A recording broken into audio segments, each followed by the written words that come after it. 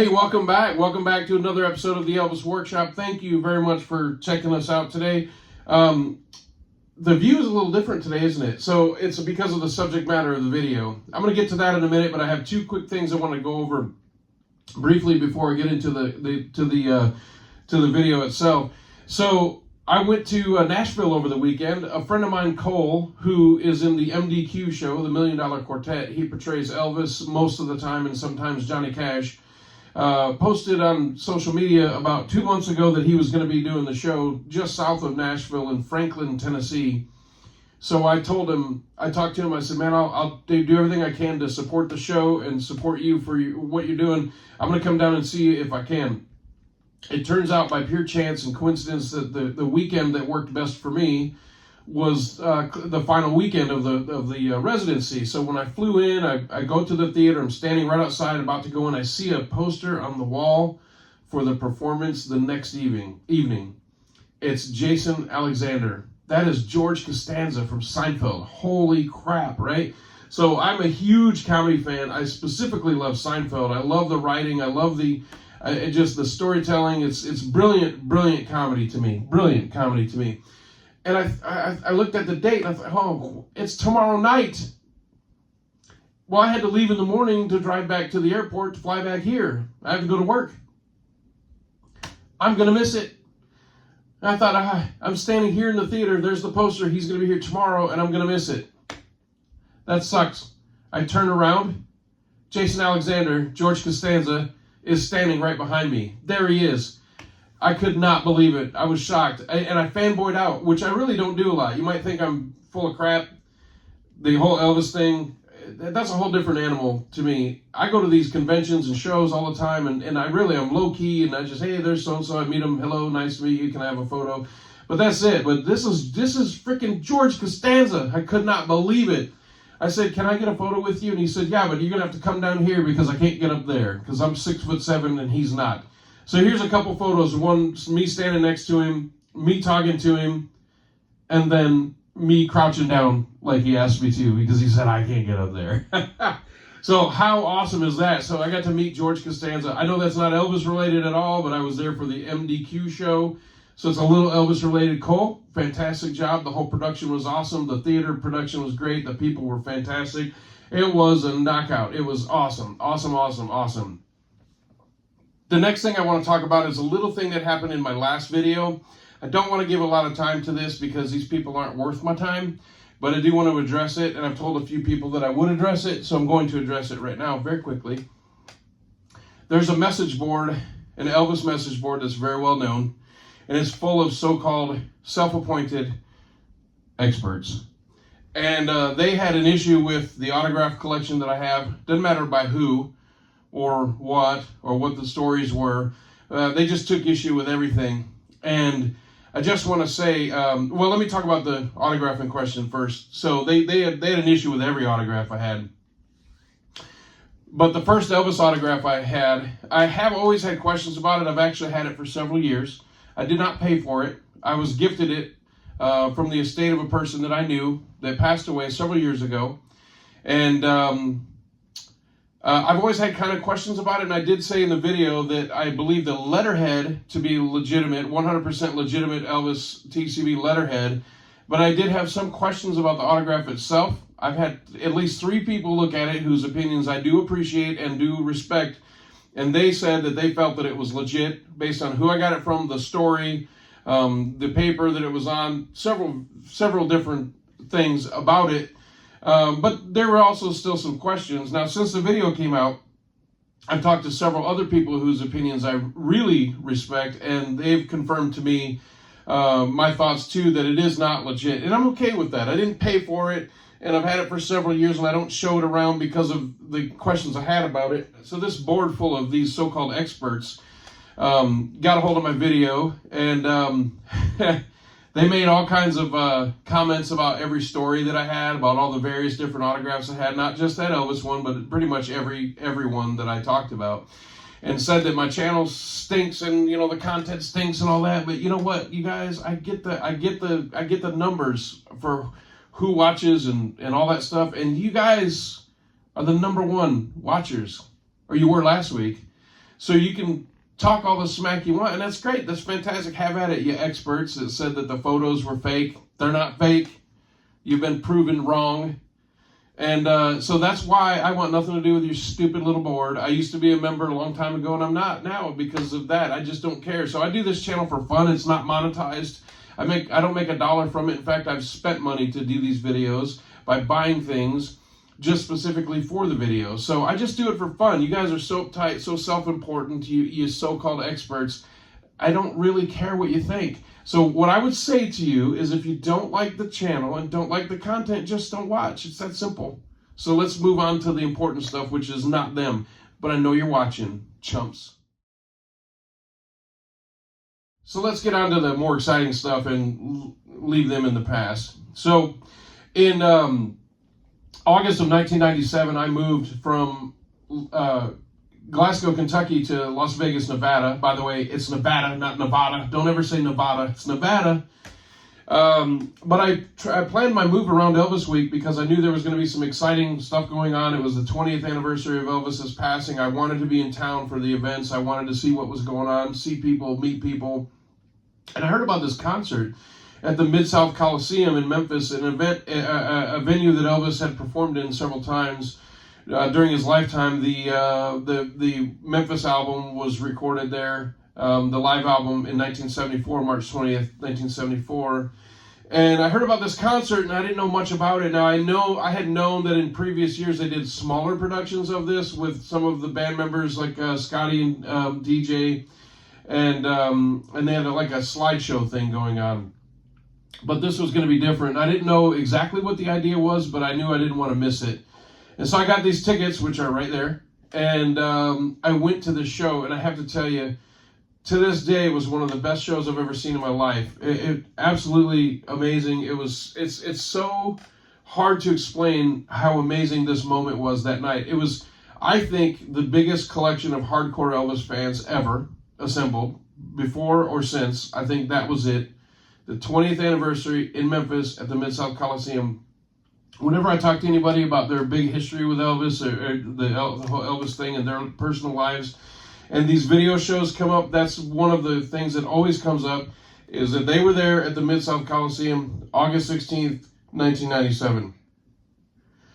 So the curtain drops, and there is the reunited band of Elvis Presley. You have Charlie Hodge, you have the entire TCB band, you have the Sweet Inspirations, you have the Stamps Quartet, you have J.D. Sumner, you have Joe Gershio. Everybody was there.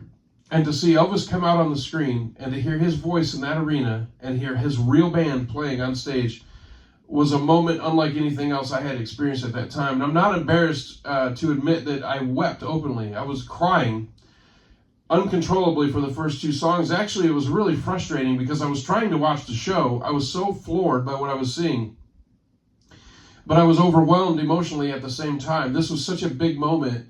And I was crying. I could not stop myself. And it was really frustrating. I kept aggressively wiping the tears away. And I had so many tears in my eyes that my vision was blurry. I could not see the show. And I was angry at myself because I wanted to see the show and I couldn't. And once I finally gained my composure, I looked around and everybody around me was doing the same thing. Everybody around me was wiping their eyes, dabbing their eyes. It was a very emotional experience. Colonel Parker would have been proud. An Elvis concert, Elvis isn't even there. So to see this show brought all these different fans together. That's one thing that's really awesome to me, is to just have so many people with the similar interests and likes and loves and the music that we all share together, and have everybody in the same room. It just makes it such an amazing thing to enjoy. And then it was supposed to be a one-off thing, but it was so successful that they decided to take it on tour. And one of the things they did was they came to Las Vegas, which is what this is right here. So that was 1998. This is August 16th, 1997. This is 1998. I'm going to show you a few pictures from the shows that I went to. But I was there opening night. It was August 11th. 11th to the 18th. I was there the first night and the third night, and they changed up the set list. Oh, you know what? Let me go back to the Memphis show. So that night, Suspicious Minds cuts out right in the middle, and they redid it, and it was so great to be there for that because it was almost done, and Elvis left the building. the video cut out. And so they redid the entire song. So those of you that were there know about that. That's always brought up when I talk to people about it that say they were there. They always talk about Elvis leaving during Suspicious Minds and coming back. And then, of course, Don't Cry Daddy, the duet with Lisa Marie. Lisa came out onto the stage. They showed the video of her duet with Don't Cry Daddy. And, of course, everybody, emotionally overwhelmed again. And then after that, they played it again. So they showed that twice. They did Suspicious Minds twice. Don't Cry Daddy twice. But anyway, back to Vegas. So Elvis, of course, performed from 69 to 76 at the Las Vegas Hilton and the International Hotel. Same place, just switched names, late 71, early 72. And so I got to see that. And what was really, really special about that, one is it's a small showroom. But a good majority of the footage from the show was actually filmed on that stage in that room. And for the Vegas shows, they changed up the set list from this show and had a new set list for this show, and it was predominantly Vegas. So they took a lot of the On Tour and Aloha stuff out and added more stuff from Vegas because it was in the same room that it was filmed in. And wow, to be in that showroom and to see Elvis on the screen and literally look right down, and he's performing up here, and right below it is where the actual footage was filmed. And then they show video of James Burton playing guitar, and then below that video is James Burton standing on the same spot on the same stage playing. I can't tell you how awesome it was. It was just spectacular. It was so great. And just kind of hanging around the hotel, we were able to meet up with several of the band members and talk to them. And, Elvis died suddenly. It was not expected. He was 42 years old. Looking back in retrospect, yes, he was ill. It was obvious that something was up. Nobody, though, expected him to pass away. And so the band was just dismantled on the spot. As soon as he passed away, it was over. Everybody went their own separate ways. Many of them hadn't seen each other in nearly 20 years. Some of them saw each other after that a little bit. Some of them played with Emmylou Harris. But basically, everybody scattered when Elvis passed away. And this concert, this one here, in 1997, brought all of them back. And I talked to several of the band members, and to them, it brought closure. They were able to perform together again. It was great for them to be able to play these songs again that they played so many times with Elvis, and it was very overwhelming for a lot of them. James Burton told me this, Myrna Smith told me this, Millie Kirkham told me this, that it was really overwhelming for them too. And I know I've said that word a few times, but that's really the true feeling, is it's overwhelming. Now, I know Millie performed with him only in 1970 for the concert years, but she was with him from 1957 and through the 60s. And she was a part of this show, and then she was also a part of this show in 1998. And then I was at the hotel and at the Hilton, and we ended up going to the buffet, and Millie was there, so we ended up eating lunch with her, and we spent about 2.5 hours together. And I want to tell a quick story that she told me in case you haven't heard it, because I think it's a great story and it should be shared.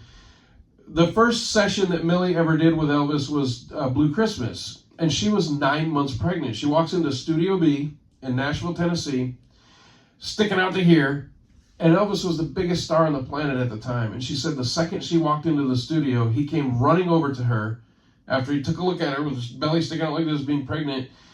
And he said, hey, you must be Millie Kirkham. Can I get you a chair? Here, sit down right here. Let me get you some water. And she said, I could not believe that this guy was the biggest star on the planet. He didn't try to one-up me or try to be better than me or ignore me or dismiss me, act like I wasn't anybody. She said all he cared about was my comfort. He wanted to make sure I had somewhere to sit down, I could rest, I wasn't having to stand, I got some water. And I just thought that was a cool story. She told all kinds of other cool stories, but that was the best one. And now I asked her why she didn't stay with Elvis, because she's in the movie Elvis, That's the Way It Is. And she had performed with him in the studio for so many years, and she said that she was a mother and had young children. She made good money doing studio work in Nashville, and she didn't want to be on the road. She didn't want to be away from her children. So when Elvis did August 1970 in Las Vegas, it was just a few weeks, so she did the shows, and then after that, she said, I've just got to be home. So if you ever wondered why Millie Kirkham left, that's the story she told me to my face. I did get some merchandise that I still have today, so I want to share some of that with you. Some really cool stuff. So when the show was at the Las Vegas then the Hilton, it's the Westgate now. Every staff member had this blue button that said he's back, and it had the dates. And man, that was cool. You could not get them from anybody. And so I went to the first show opening night, and I went 2 nights later, so I went to the third show, and that was all I did. But I kind of loitered around for a few days in the evening just to kind of hang out. And I was able to finally coax one of these buttons off of one of these employees at the hotel. So I have the button to this day. I have it. And these things are super cool. It says Elvis, he's back. Elvis the concert, August 11th to the 16th. I thought it was the 18th. This is the 16th. But there's the button right there. How cool is that? I love that piece. That is super cool. These used to be super popular. These plastic keychains, they would be good for about a couple of years, maybe a year and a half. They'd get so scratched up and beat up from the keys. But I've never put this on a keychain or with keys. I just bought it. You see it's a little worn, a little ragged. It's kind of aging a little bit, but it's still pretty good condition considering how old it is. I think that was from 2000. And then I also have the Elvis in concert 97 refrigerator magnet. How cool is that, right? So there's all kinds of merchandise. And I'm going to show you, like I said, I'm going to show you some pictures. So this one is really, really cool right there. It shows the marquee and it says he's back. So there's also a magazine called What's On in Las Vegas. I think it's defunct now, but it was basically your daily or weekly, monthly listing of performers that were going to be in town in concerts and advertisements and stuff. And there's been magazines like this for years and years and years and decades in Vegas. And this is one of them. And they had a full page ad for the concert, and it's right here. I have it right here. I thought that was awesome. So I snagged that out there, and I've had that ever since. That is one of my favorite pieces. I love it. So let's talk about autographs here a little bit. So the Memphis 97 show right here, this is a program that I have. I bought that program, and after the show, I thought, I'm not just going to split. Let's just walk around the concourse and just see if we can bump into any fellow fans. Let's just run some tables set up, and I could not believe it. There was the TCB band setting up to do a signing. This was not advertised whatsoever. They did not say, hey, after the show, signing over there in the main concourse, nothing. I just happened to bump into it because we didn't leave. We just walked around. And so what's really cool is that they all had individual different colored Sharpies.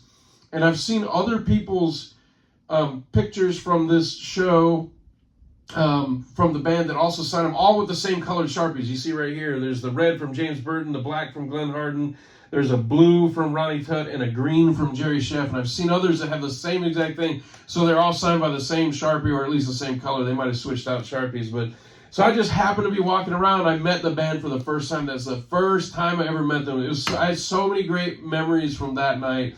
This is Vegas over my shoulder right here. And this is from the August 11th show. And I met a bunch of them. This has Millie Kirkham on it. It has Ronnie Tutt, James Burton, Jerry Sheff. It has Terry Blackwell. Just a bunch of people.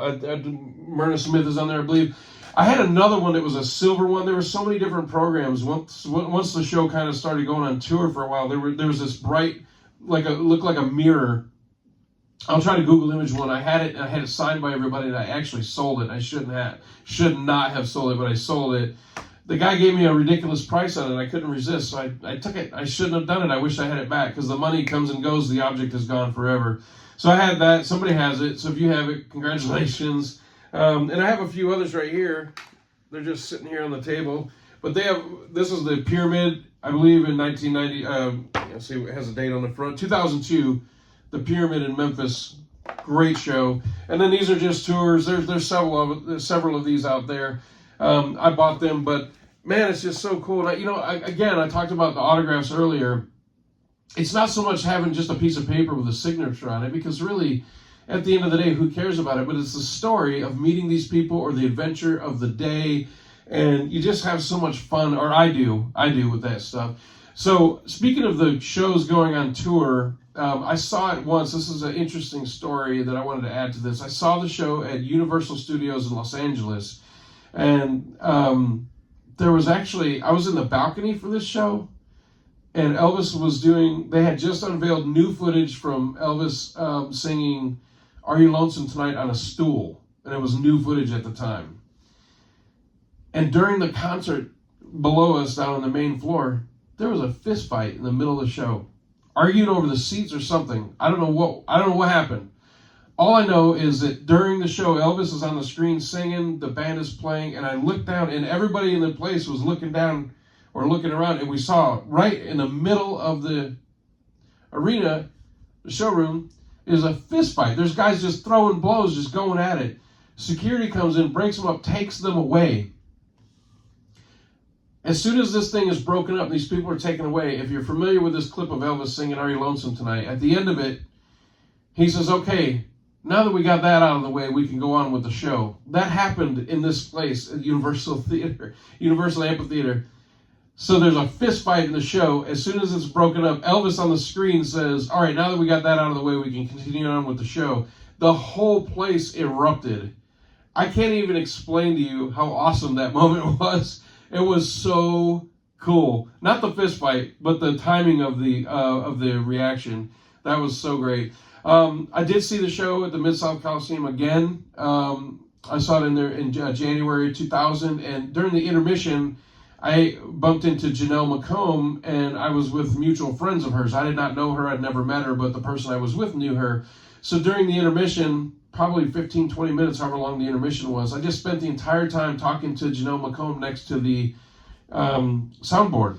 But I always have great memories of speaking with Janelle McComb that night. And I could tell she was kind of struggling a little bit, but it was great to meet her. If you don't know who she is, Google her. I'll wrap this up here in a minute, but I saw the show twice, I believe, at the FedEx Forum. Once on the floor right in front of the soundboard. The sound in that show was awesome. FedEx Forum. But I saw it another time, and I was in if I'm looking at the stage, I'm kind of off to the stage right, and right behind me, like this wall right behind me, was a suite, and literally right behind me in that suite was Lisa Marie Presley, the twins, everybody was there, and I just remember watching the show. I didn't speak with her. I didn't want to interrupt her, bother her, anything like that. I've met Lisa a few times. I have another video about her. You can watch that if you're interested in right after she passed. But I kind of, in certain key moments of watching Elvis on the screen, I would turn and kind of glance back and just see her reaction. And I could just see her face just glowing with pride and just love. And just to watch Elvis on screen, to me, was priceless. It was such a great experience. It was just so cool. And then when the show was over, we all left, and because of where her suite was and where we were, we walked out onto the concourse, and she was walking next to us, and of course there was a bunch of security goons, and we didn't try to mess with her anyway. We just kind of waved at her, and she waved back a little bit. It was cool to see Riley and the twins, and Michael, her husband at the time, was there.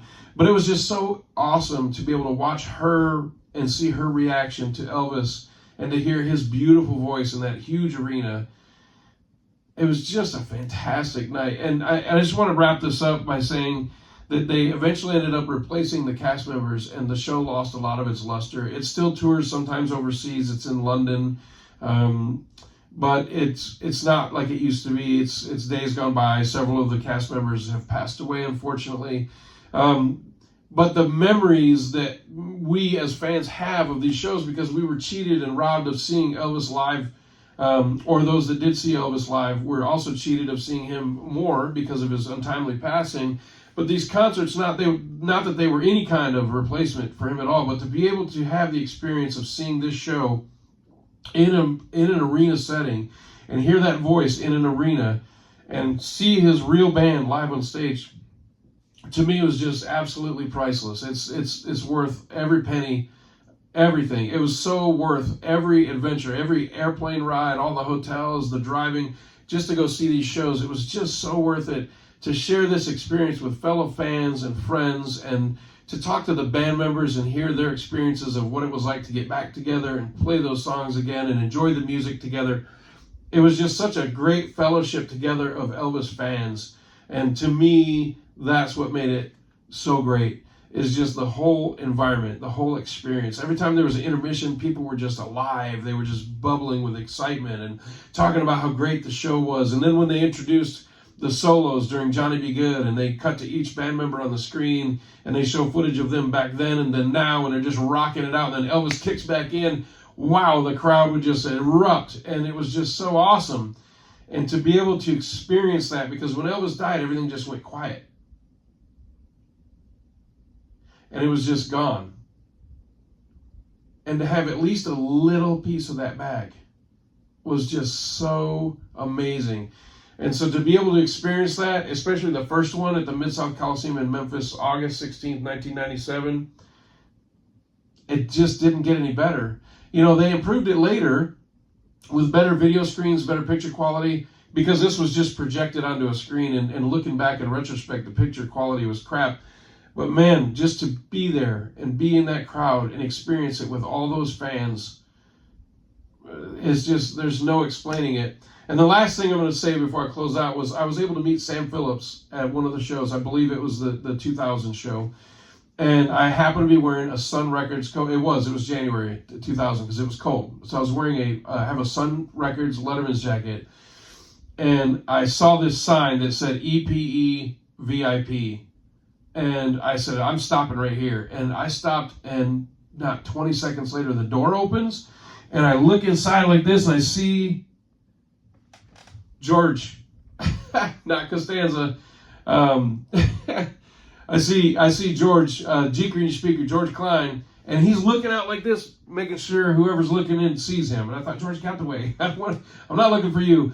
And I wanted to see who else was in that room, and I just thought, let's just stand here for a minute. And the people outside the door, sir, you have to go. Sir, I said, no, I'm not going anywhere. I'm just going to stand here. I'm not in anybody's way. You can't tell me to move. Just leave me alone. About 20 seconds later, I was there probably 1 minute total this whole time. I mean, our timing was perfect. We just happened to walk up. The door opens, and it's Sam Phillips. I said, Sam, can I get a photo? Oh, yeah, of course, sure, yeah. So I took the photo. There's a lady from Graceland. She's passed away now, but she's in the back going like this, going, no, you can't, no, leave him alone. But he said, yeah, sure. And I was wearing this jacket with his company on it.